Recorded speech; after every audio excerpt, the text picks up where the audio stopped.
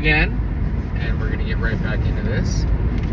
Dad, tell me your story. And this is going to be part 7. Oh, and we're picking up with siblings, so this is important. Just so you guys know the heritage that your father had, and probably the closest thing that I have to family that's still around. So, do you have any siblings? Yes, I have 3 brothers: Christopher Wyatt, David Wyatt, and Daniel Wyatt. I am the oldest sibling. List the siblings' names in order of their ages. Make sure to include yourself. Okay, well, I just did that. I'm Michael. I'm the oldest. I'm 39 years old. Christopher is the second oldest. He is, right now, he's 36 years old. He'll be 37 in December. David would be next, who's a young and youthful, spry 33. And then there's Daniel, he's 31 years old. Just turned 31 in August. So, God, to be young again, right? Those are the boys. I come from a family of 4 boys and no other siblings that I'm aware of. Which sibling are you closest with in your adult years? You know, our family, we were really spread out. You know, so Chris lives in Burbank right now. David lives down in Laguna, and Daniel just moved. He was for the last, several years in the Washington, D.C. area, Maryland area. He's since moved. I think he's trying to buy a house and start a family a little closer to his wife's home. So we were far away. And, it sounds silly when you say, oh, well, Chris was in Burbank and David was in Laguna. In the city of Los Angeles, you can be close but very far. It's tough. Chris would be the closest, and he's a 45-minute drive away. David's 2 hours, 2.5 hours. So for the last 5 years, having kids, right? I mean, right now I've got a 5-year-old, 3-year-old, and a 1-year-old. That's tough to go and get in a car for 2 hours just to go visit. So have we done it once, maybe twice? And I'm not as close as I should be. And the plan is, when I get through this, as we move on, we kind of reignite that relationship, because we should. How would you describe each sibling when they were kids? Chris was the athlete. He still is. He was very, I like skateboarding. He was the professional skateboarder. I liked wrestling. He went to the state championships, right? Like he always was better than me at the physical fitness stuff, at the athletic stuff. And to this day, I think he still is. He is an athlete. He was much more quiet than I was, timid, low-key, whatever you want to say, just kind of a little more somber.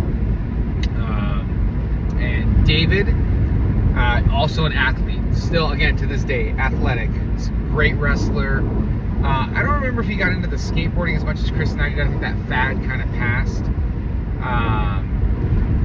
But both Chris and David, very popular, social butterflies, very outgoing. I would say that they were in the popular group of kids, or at least I always thought they were. Same when they went to college, right? They both went to Colorado. That was one thing I was always so jealous. Yeah, I went to Santa Barbara, but I went to City College and I lived off campus, and I did 1 year in Colorado, which was my favorite year. Hands down, best year of college I ever had. That 1 year living in the dorms at a junior college, but at least it was like the closest thing I got to a real college experience. And then after that, I came back, went to Glendale City College, and then commuted to Northridge. So I was very jealous of them going to college, and still am to this day, of the experience that they had, because I got to go visit them, right? And I visited Chris, I visited David. I went to UC Boulder to hang out with them, and I think went out to the college bars with them once or twice. I was just like, man, this is cool. So Daniel, he was always the genius. He was the educated one in our family, the smartest one. We always knew he was going to go the farthest. Daniel was a stud, still is. He's got a wife and some beautiful kids right now. He's an attorney, and no one expected anything less of Daniel. He was definitely the more book smart guy. I would consider myself, I was the street smart dude, because I was the firstborn. I think I was my parents' test child, right? I was much more hanging out on the streets, the hoodlums, and so, you know, that's why it was really easy for me to become a cop, because I was the closest thing you get, in Locking County at least, to being street. And how would I describe each of my siblings as adults? All of them very motivated, very, Chris has his own business, David has his own business, Daniel's a practicing attorney. All of us, you know, very, very driven and motivated to be successful. We get that from our father and our mom, you know, no doubt. And Daniel and I, right, we're family men. And I'm sure I see Daniel every time I talk to him every once in a while. And I see him with his kids, and I think he's no different than me. His kids are the most important thing to him, as mine are to me. The following pages share some favorite memories of your siblings. Memories. I'd say CJ, Chris, you know, memory would be that skate park Dad built in the backyard. You know, our father built us a freaking skate park. What? And just riding around. I mean, you know, when we were younger, I was probably closest with Chris because he was my next in age sibling. He was always 2 years younger than me, so I remember riding bikes with Chris, going and skateboarding with Chris. I remember Chris getting hit by a car on that bike up off of Marengo Drive, 1018 Marengo Drive in Glendale, and watching that. With David, you know, I was older. I don't know if I have a whole lot of memories with David and Daniel, honestly. I always felt growing up there was like this distinct dividing line where it was like Chris and I and David and Daniel. But I felt like David wanted to be part of the Chris group, and you know, it's tumultuous. We're kids, right? What was that noise? As an adult, I'm closer with David now. I think I'm very proud of him for his business ethics. And then Daniel, I mean, like I said, we've grown much closer as we've gotten older. Same with Daniel as with David, and because we're both very family oriented, we do much more things.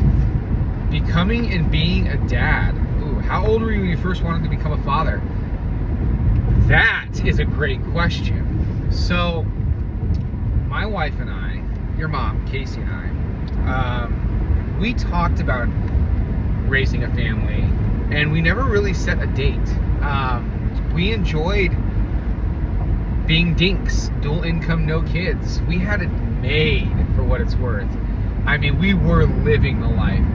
We both worked in some sort of emergency industry, me being a cop, mom being a vet tech. And so we were able to get weekends, or we were able to work weekends and holidays and night shifts. So we had our Tuesday through Wednesdays, Tuesday through Thursdays off. So bunch of money, you know, kids, did whatever we wanted, right? Want to go to Disneyland? Go to Disneyland. Want to go to Vegas? Let's go to Vegas. We traveled, we loved traveling, and so we were starting to get to a point where we said, hey, you know, let's talk about it. We had our house on Stinson Street, the 2217 Stinson Street house in the Simi Valley, and we thought this isn't really a big enough house to raise a family, and we were talking about maybe starting to try, and so we bought our new house, 6035 Mescalero, right? And that was a house that I said we can raise a family in, which for what it's worth, our family's grown too big, and now we have to buy a new house. Great. That'll be fun. So, when we moved into the new house, we had these extra bedrooms. We knew it was for kids.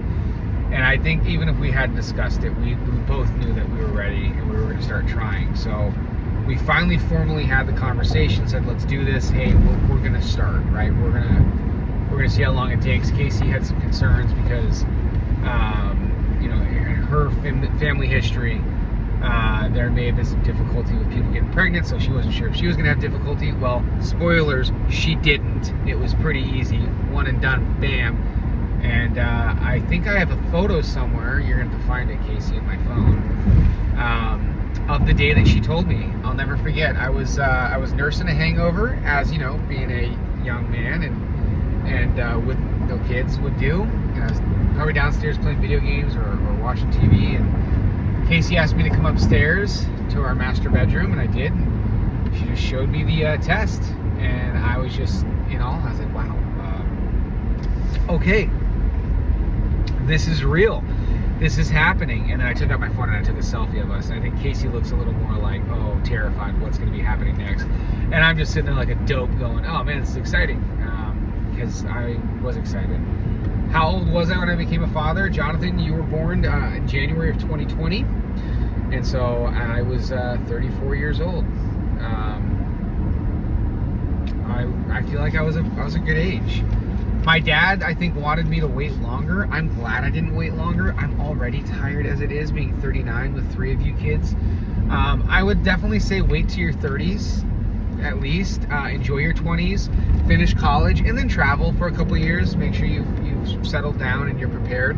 You know, for me, that was it. I'm a cop, so I wanted to be prepared. Proper preparation prevents piss poor performance, right? So that I hold that near and dear, and I believe in it. So I always wanted to have a stable job before I got married, and I did. I was employed as a police officer, and then I wanted to have a home, you know, that I could raise a family with, and I did. I bought my first starter home with my wife, and we kind of checked that box. And then before I had kids, I wanted to make sure I was in a position where I was safe, right? So being a police officer for LAPD, it's a very dangerous job. And I knew that, and I recognized that. I knew I was going to be living a life that had danger. So I wanted to promote, and I made detective, right? I got on the list. Then COVID happened. Which paused everything. But so Jonathan, you were born when I still worked the streets, but I eventually made detective and then took the job as a special agent because for my family. I don't think it's any secret. I miss being a street cop, and I miss doing that job. I know I've mentioned that before, but you know, you make decisions for your family, and that's what that was. But I always had a plan. That was the plan to start my family, and it's been successful. We've now grown into a beautiful home with 3 kids, and I've got a great job, and your Casey is the best mom anyone could ask for. Who's the first person you told that you were going to be a dad? I don't know. Our first kid, so Jonathan, when your mom was pregnant, we were trying to play our cards close to the chest, mostly because we were nervous. It was our first time. Casey had some considerations of the fact that we wanted to wait until a certain number of weeks in. I think it was 10 weeks in, because you know, you never know what's going to happen, and we wanted to make sure that, you know, we were going to have a happy, healthy baby before we shared the news with everybody, and of course we did. Not that we wouldn't have been unhappy if you weren't a happy, healthy baby. We just wanted to make sure we knew. And so our first official announcement was made on a cruise ship. We were going to Alaska. It was Casey's 30th birthday gift from me. So I bought us a cruise to Alaska. We went to Seattle first. Seattle was absolutely disgusting. I mean, beautiful city, but like the downtown area, just avoid it like the plague. I mean, just riddled with gross homeless people who have, like, you know, drug problems and are crazy, and nobody seems to be able to do anything about it up there. And they just kind of run untethered, off leash, you know, willing to attack and maim. And so we had to deal with that. Like, we dealt with a crazy person that tried attacking us, and I don't even remember what the conversation was about. You know, just randomly came up to us and was screaming in our faces, and I said, hey, can you please leave us alone? And we're just trying to walk from our hotel down to the port, but I digress. So we got on the cruise ship, and then, you know, we went and told, I want to say, Casey's parents first. Casey got her dad, Carrie, a mug that said, the best dads get promoted to grandpa. I filmed it. There's a video of that somewhere. It might be on my Instagram or on the YouTube page, but it was funny because he read it and he didn't get it at first. He was like kind of looking around. We've been talking about Casey leaving her job, so he finally dawns on him, and I think Casey's mom figured it out first because she just put her hands over her mouth and was like, oh my God. And Casey's dad, Carrie, bless his heart, true to his character, goes, well, I guess you're going to be able to quit your job now. I love that man. And then we went and told my parents in their stateroom. We were doing this in their stateroom, so we did Casey's parents in their stateroom first. Shortly after check-in, we did my parents. We knew we had to do it shortly after check-in because we were getting on a cruise, and Casey wasn't going to be able to drink. So we told our parents first, and I made a social media announcement. Everything's done through social media now. I'm not a very nostalgic person. I'm not a very intimate or emotional person, so like I didn't, like, you know, call my best friend to tell him. I'm may have sent a text to Jeremy and said, hey, guess who's being a dad. Their reaction, well, I just described that, as expected. Child's length and width at birth, good luck, ask your mom. Were your kids' deliveries early, late, or on time? Ask your mom.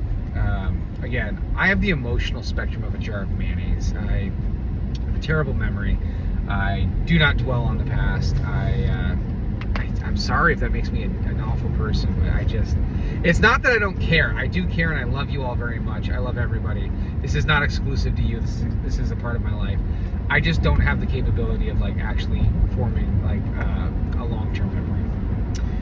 Special song you would sing or play to your kids when they were little? Yes, and I still sing it to this day. To all your kids, it's the same song that my dad sang to me. I don't know where it comes from. I don't know if my dad made it up. I think he did. We sang it to Wendy, our stepmom, at my dad and her wedding.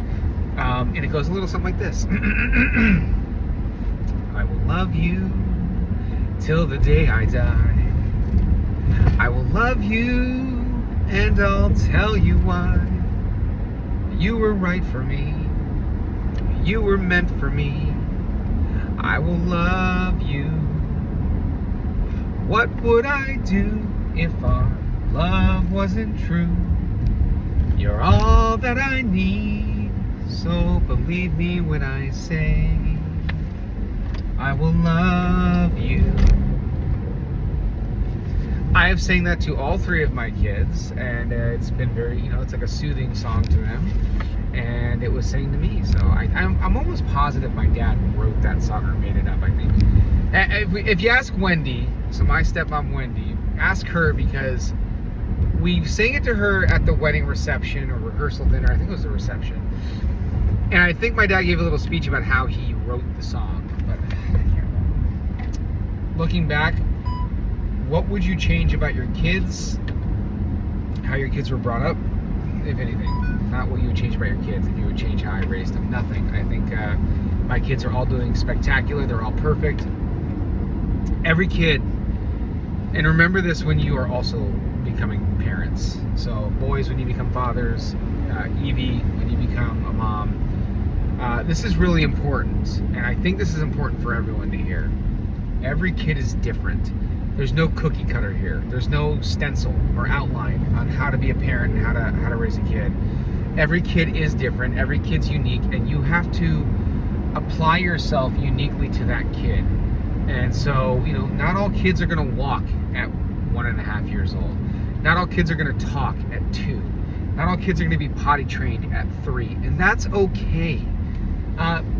Let your kids work at their own pace. When Jonathan was our first, there was concern in the beginning that he wasn't talking. He didn't say enough words, At his age, he should say 10 words, and he's only saying 3. At his age, he should say 20 words, and he's only saying 5. I wasn't concerned with it. But now look at you, Jonathan. Yeah, talk more than anybody in the house.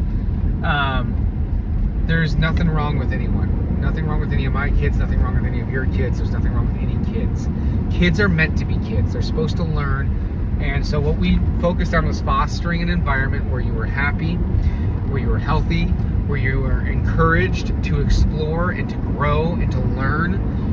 Jonathan, you're seeing this now with schooling. I think you're experiencing homework for the first time, which I'm sure you'd much rather be playing games, but you're learning.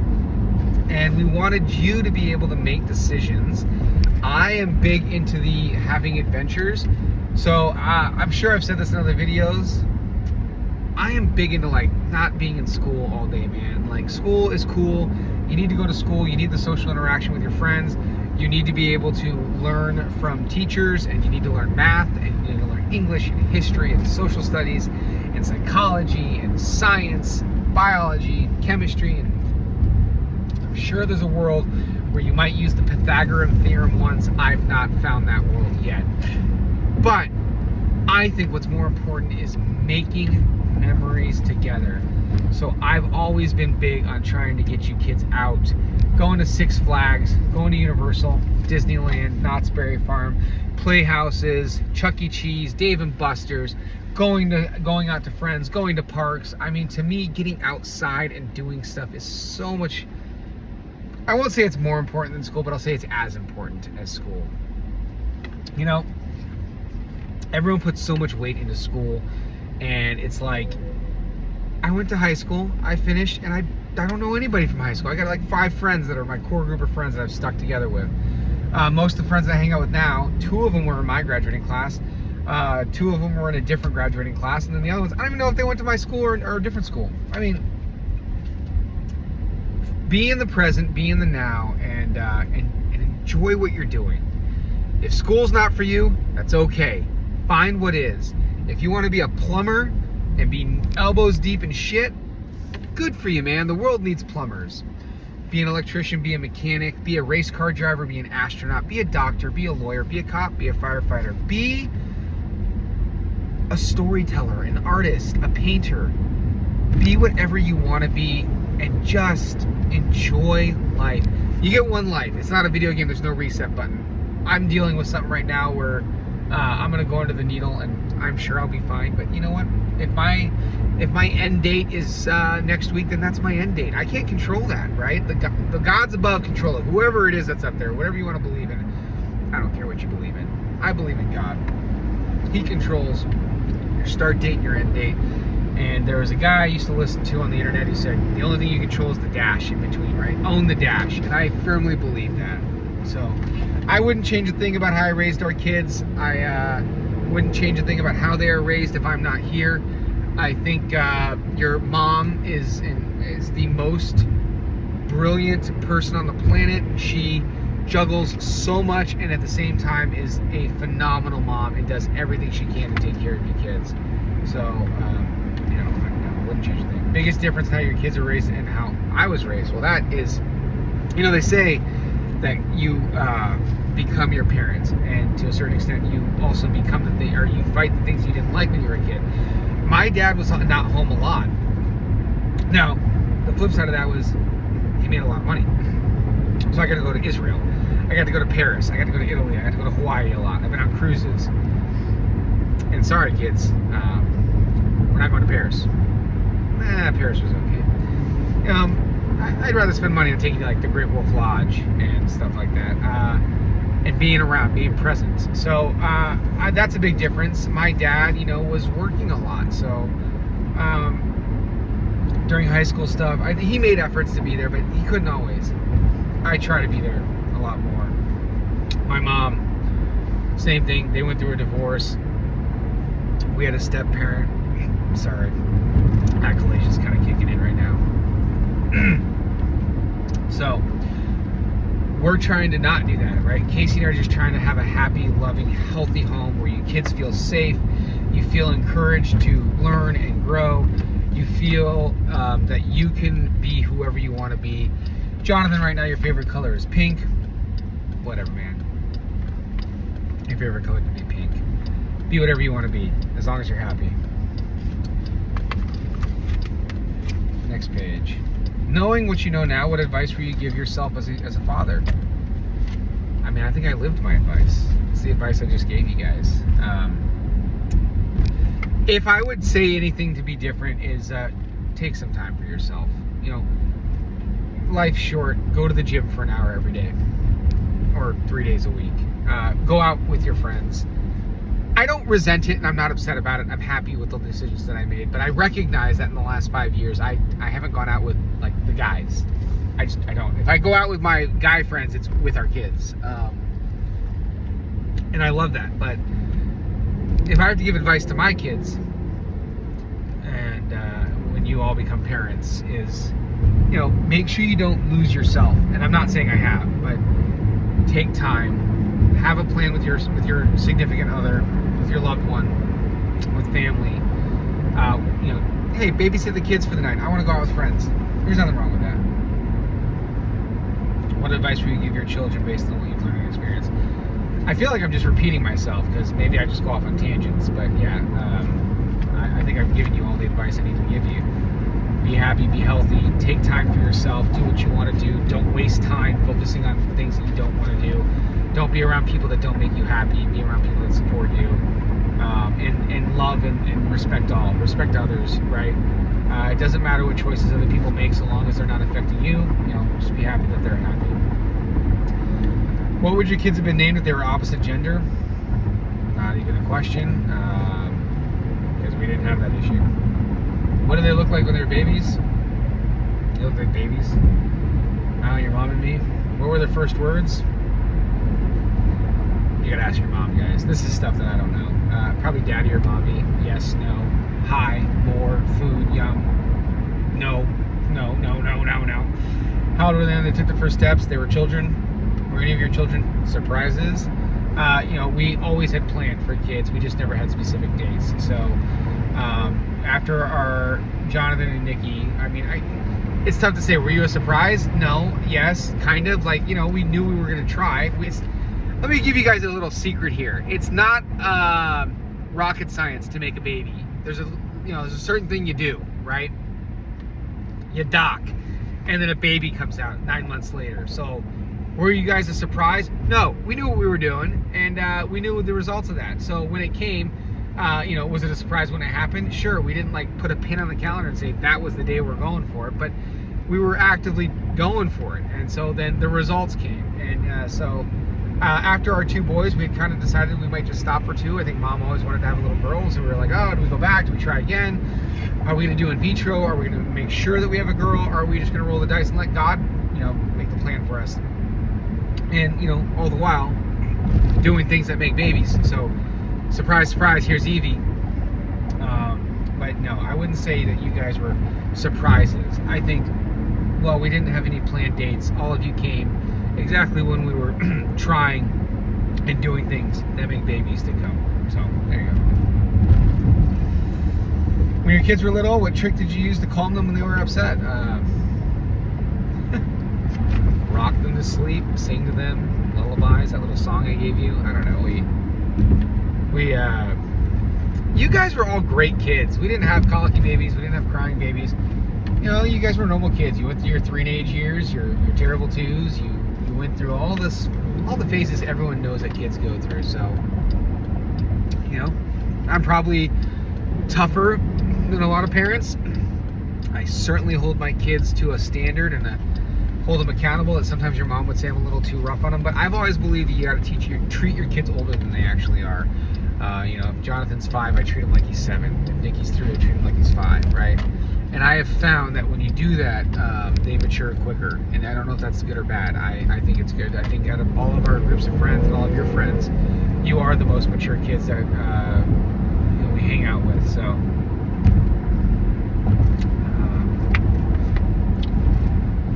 What ways are your kids like you, and how are they different? I don't know, man. You kids are all like me.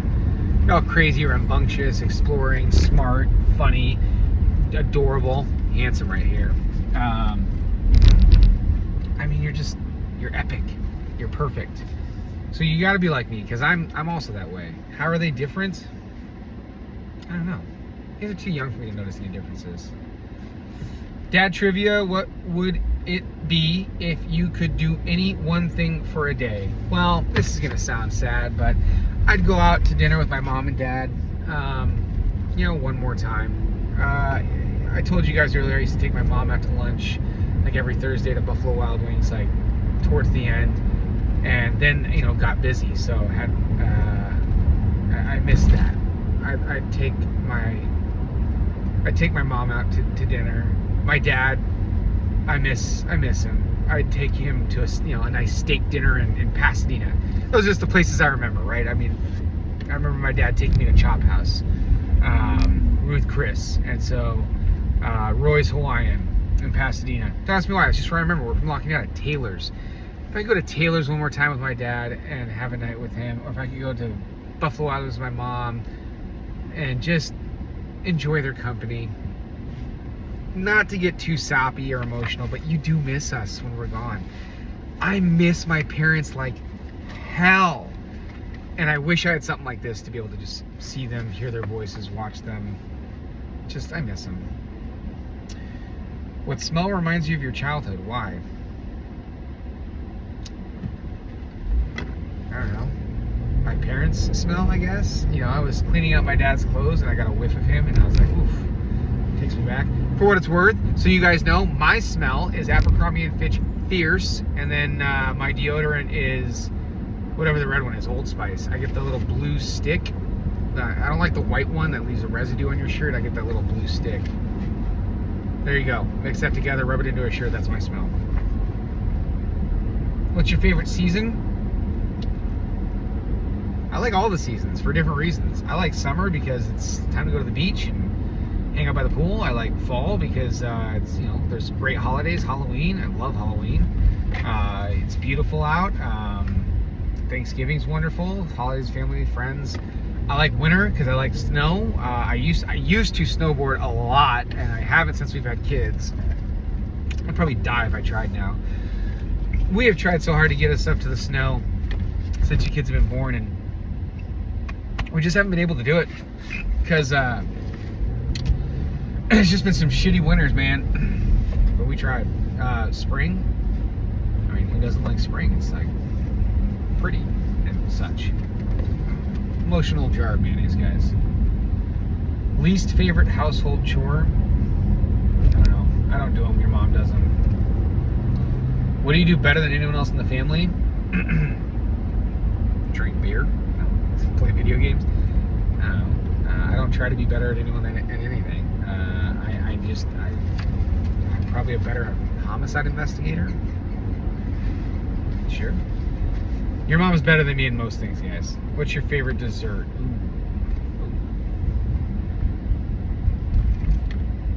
Homemade apple pie with vanilla ice cream. I like that. I like French vanilla ice cream. Now there used to be this thing. I can't remember what it was. It's like called like Ventata, Venetia, Vignata. It was like a little like ice cream snack bar thing that was like kind of wavy and it had chocolate powder on top of it. I don't know, it was when I was a kid. Those were fire. Of course they went away. Favorite memory in the last 12 months? Anything with the kids, man. Great Wolf Lodge. I love going with you guys. We did Universal Mario Land with the boys. Sorry, Sissy, you're a little young, but you're coming to the next one. Legoland. I love our adventures. I do. I love them so much, which is why I'm fine with the fact that I have given up my life to be a dad, because I truly love our adventures together. Anytime I'm with my family, I'm happy. With your mom, she makes me so happy. She's perfect. If you could only eat 3 things for the next year, what would you pick? With no effect on your health. Well, ain't that funny? Because guess what? I can't eat anything, but hopefully after the surgery I can. I want to go back and eat hot wings again. Buffalo wings. I miss them so much. Hopefully after the surgery I can have my buffalo wings again. So I like my wings. I do love a good pizza. I like a good cheeseburger. I don't know, junk food. I don't like candy, so candy's not on there. But yeah, sure, if I had to pick 3 things, there you go. Let's put buffalo wings on there. I'm gonna combo that. The buffalo wings special with the lunch special with the French fries and the hot wings and a beer. You know, give me some pizza. I like tomato pie. Or if I'm not getting the tomato pie, I got a Round Table and I got the King Arthur Supreme. That's my favorite. That's the one I had as a kid. Favorite burger, In-N-Out. Sorry guys, In-N-Out wins every time. Come at me, don't at me. I gotta pay attention here because I'm pulling up to work, so I'm gonna have to sign off. But before I do, I'll wrap this up appropriately, but you're gonna hear some beeps for a sec while I park. I'm parking next to the director of the Bureau of Investigations for the California Department of Justice. I'm parking next to his car, so let's not park too close or screw it up, right? All right, what's your definition of success? Ooh, what a good one to end on. Your definition of success. My family. That is, hands down, without a doubt, no hesitation. I am successful because of my family. We live in a big home, but yeah, that's not why I'm happy. I have a sweet truck and a 67 Chevelle, which you guys better keep until the end of time. God, ask your mom about the story behind that Chevelle and how hard it was that we worked to get that put together. But you know, that doesn't really matter. I have a good job, a fun job. That doesn't matter. Success is a happy home. happy family, happy kids, happy wife. And to that, I am the most successful person on the planet. I wouldn't want anything else. I would never choose another life. People always say, what would you do if you could go back and do it all over again? I would live it exactly the same way. My life is bliss. It's everything I dream of. It's everything anyone could want for it. I know people are jealous when they see us out there, and I don't try to rub it in their face, but how can you not smile? How can you not be happy? We don't fight. Your mom and I don't fight because there's nothing to be upset about. Yeah, we have to discipline kids sometimes. And for what it's worth, guys, if those are your memories of me, I hated it as much as you did. We don't want to, but we have to be your parents. So, but I think generally speaking, watching you, Jonathan, crack your first hit with your baseball bat, Nikki, seeing you playing soccer and being able to dribble the ball, Evie, watching you trying to take your first steps, you are moments away. But just the excitement in your eyes, and it's like it makes you feel in a way that you can't describe. So go start families. Love yourself. Believe in something, whether it's God or whatever you want. But there's something out there that's bigger than all of us, and live right by humanity. Do good things. I try to do good things. I try to help people when I can. I don't judge people as much as a lot of people think I do, because I'm a conservative. I'm a Trump supporter. I don't. As long as you just keep what you're doing in the bedroom to the bedroom. That's all I ask. I don't care what you do. I don't care who you're with. I don't care who you marry. Marry a purple alien for all I care. I just, I'm not going to tell you what my wife and I are doing in the bedroom, so don't tell me what you're doing in the bedroom. Don't tell my kids. It's just, we don't have to put everything on the internet. There's some advice for you guys. It's okay to keep things to yourself. You don't have to share it with the world, not every time. I share it with you because you're my family, and I think it's important that you guys know how you were raised. So love people, but yeah, be successful like me. Try to be as successful as me. It's gonna be hard, because I was probably the most successful person on this planet. I had the 3 best kids that anyone could ask for. I had a partner in life, my wife, who, what do you say? Like, I couldn't ask for anything different. She defines what a perfect woman is, what a perfect wife is. She's caring, she supports me, she's empathetic, she actually genuinely is concerned about my health. We had a phone call with the doc this morning, and she's asking more questions than I am. She wants you boys and you, Sissy, to be the best that you can be. Now, we do differ on some things. I always strive for more. I'm never going to settle. It doesn't matter if I had a $10 million mansion with a lazy river running through it and a personal butler. I'm always trying to do more. That's just me, right? I just want to do more and be better. And I think your mom is content with what she has, because we do have a lot. And I'm not saying, this is not to be interpreted that I'm saying she's lazy. Not at all. Your mom is the least lazy person I know. I think she just is, she's satisfied, and good on her for being satisfied. We have a beautiful, beautiful, beautiful home. And I'm the most successful person in the world because of it. So I love you. I'll see you on the other side. And so this was part 6. Hopefully we can get a couple more in before Tuesday. And if we don't, it's okay. It's probably because I'm spending time with my kids, because that's what I plan on doing for the next 4 days. This is my last day here in the office. It's Thursday. It's Thursday, November 13th. My procedure's Tuesday the 18th. So my plan is to spend the next week just hanging out with my family, because that's all I want to do. Anyways, I love you. Bye.